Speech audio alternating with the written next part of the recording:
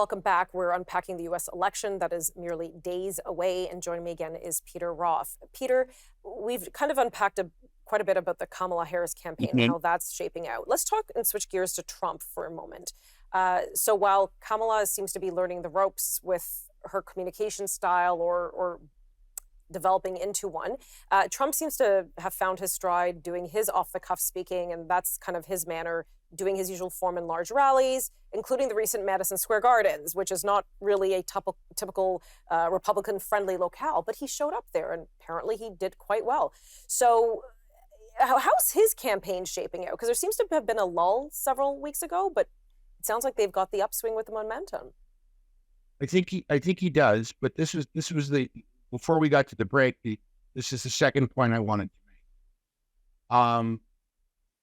Vice President Harris gave a press conference last week at her official residence, in which she basically echoed the charges made by former Trump Chief of Staff General John Kelly, whom Trump fired, saying that Trump is a fascist and Trump is Hitler.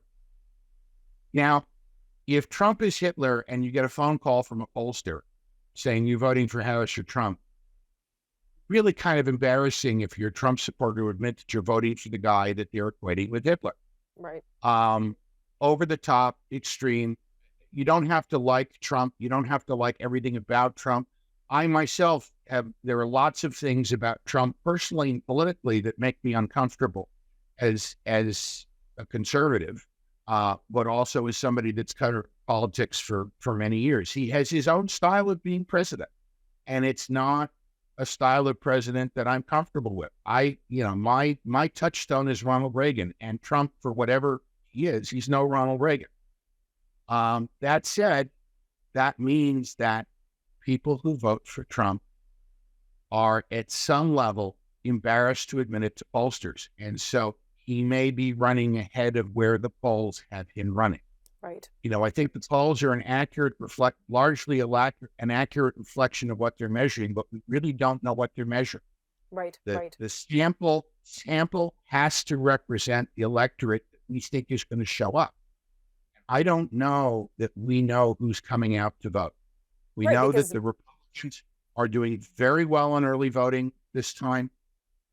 We know that votes from Blacks and Latinos in early votes are down this time from where they were in 2020 and 2016.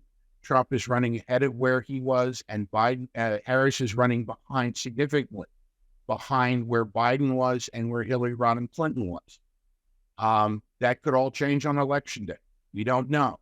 But I think right now, cautiously, I think people are saying, okay, I had 4 years of Trump, and I had 4 years of Biden and Harris, and things were a lot better with Trump. So I'm voting for him. That's my choice. As another election analyst told me early on, if people go into the polls thinking Biden Harris, Trump wins. If they're thinking Harris Walz, Trump loses. I think they're still thinking Biden Harris. Oh, wow. Okay, that's an interesting way to put it. You mentioned Walz, and I know we touched upon him earlier. Has he become a liability on this ticket? Absolutely. I think Tim Walz represents what liberal, East Coast, progressive Democrats think a Midwestern man ought to be. Wow. He's a caricature of a hunting, football coaching man, but also sensitive male, checks all the boxes, much too liberal for most of the Midwest, probably too liberal for Minnesota. Right. When you actually come down to it, Minnesota hasn't voted Republican for president since Richard Nixon in 1972.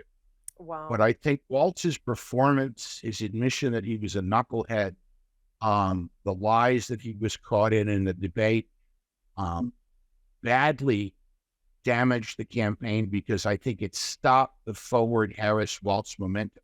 You don't hear people talking about Coach Walz like you heard them talking about him in September and in the first part of October. Oh, that's right. It's almost like as if he's been relegated to the sidelines, pun intended, because nobody wants to deal with that liability any longer. I think that's right. I think that JD Vance has, to my surprise, proven to be a much stronger asset for Trump than I thought he would. Okay, we're going But I to talk believe, about, I'm going to pause you there. We're going to talk about JD Vance right when we come back from this commercial break. okay.